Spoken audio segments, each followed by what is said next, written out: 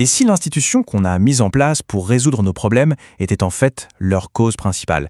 C'est la question un peu provocatrice qu'on explore aujourd'hui en se penchant sur le rôle de l'État dans nos sociétés. Pour commencer, cette citation de George Carlin donne tout de suite le ton.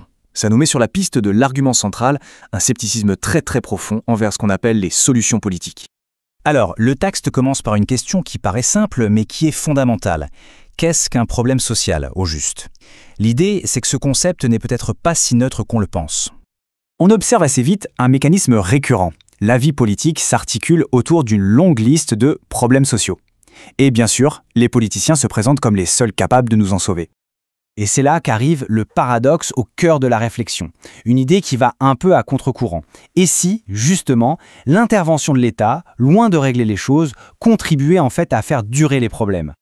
Bon, si on part du principe que l'État n'est pas la solution, qu'est-ce qui nous reste?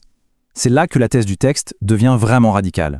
En retournant complètement notre perspective habituelle, là, l'affirmation est posée noir sur blanc, sans détour.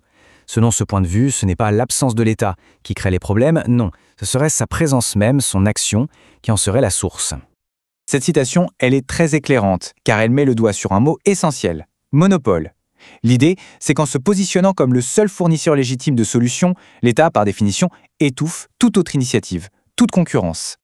Ok, tout ça peut sembler un peu théorique. Alors, pour rendre les choses bien concrètes, l'auteur s'attaque à un exemple que tout le monde connaît, le chômage. Et là, attention, l'affirmation est percutante. Sans État, aucun chômage. C'est une idée qui peut choquer, bien sûr, mais qui nous force à questionner tout ce qu'on pensait savoir sur ce sujet. pour bien suivre le raisonnement, il faut juste avoir en tête cette notion de prix du marché. C'est tout simple. C'est le prix, ou le salaire dans notre cas, sur lequel un employeur et un employé se mettent d'accord librement, sans une tierce partie qui leur impose quelque chose. Et la conclusion logique qui en découle, c'est la suivante. Le chômage n'apparaîtrait que lorsque l'État interdit les emplois à ce fameux prix de marché, par exemple avec un salaire minimum. Le problème ne serait donc pas une défaillance du marché, mais le résultat d'une contrainte qui l'empêche de trouver son équilibre. D'accord, mais si l'État est le problème, quelle serait l'alternative? Eh bien, le texte esquisse une vision radicalement différente, un monde qu'il nomme libérali. L'alternative qui est proposée, c'est une approche qui part de la base. Il ne faut pas imaginer un grand plan central, mais plutôt des millions de personnes qui, par leurs actions et leurs échanges volontaires, tissent des solutions de manière organique, spontanée. Et quand on met les deux modèles côte à côte, le contraste est vraiment saisissant. D'un côté, une approche étatique décrite comme rigide, qui stratifie, qui monopolise. De l'autre, une vision individualiste où les solutions émergent de façon fluide, adaptable, à travers des échanges libres. Cette citation résume assez bien cette philosophie. L'objectif, au fond, reste le même pour tout le monde, régler les problèmes.